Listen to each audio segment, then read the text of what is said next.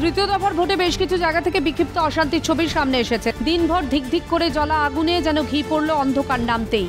BDO জেলা শাসকের মদতে ছাপ্পা ভোট করানোর অভিযোগে উত্তাল হয় মালদার হাবিবপুর থানার মঙ্গলপুরা এলাকা। পরিস্থিতি সামাল দিতে নামানো হয় র্যাব। একই সঙ্গে পুলিশের বিরুদ্ধে উঠেছে লাঠিচার্জের অভিযোগ। ছাড় পায়নি মহিলারাও, আহত বেশ কয়েকজন।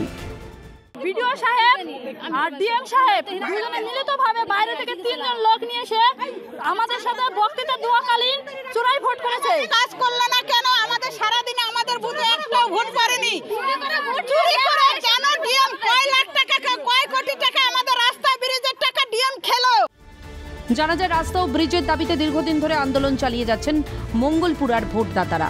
দাবি না মেটায় ভোট বয়কটের হুঁশিয়ারি দেন তারা। শুধু হুঁশিয়ারি যে ছিল না, তার প্রমাণ দিলেন দিনভর রাস্তায় বসে বিক্ষোভ করে। সঙ্গে ভোট কেন্দ্রের দিক থেকেও মুখ ফিরিয়ে রাখলেন বঞ্চিতরা। কেউই গেলেন না ভোট দিতে। পরবর্তীতে উঠে ছাপ্পা ভোট করানোর অভিযোগ। মানলো কেন? ছাপ্পা ভোট মারছে ওরা, আমরা আন্দোলন করেছি তার জন্য। আমরা তো বিদ্যুৎ দাবিতে এটা তো ভোট বয়কট বিদ্যুতের দাবিতে ভোট বয়কট করছিলাম, তার জন্যই আমাদেরকে এটা করলো।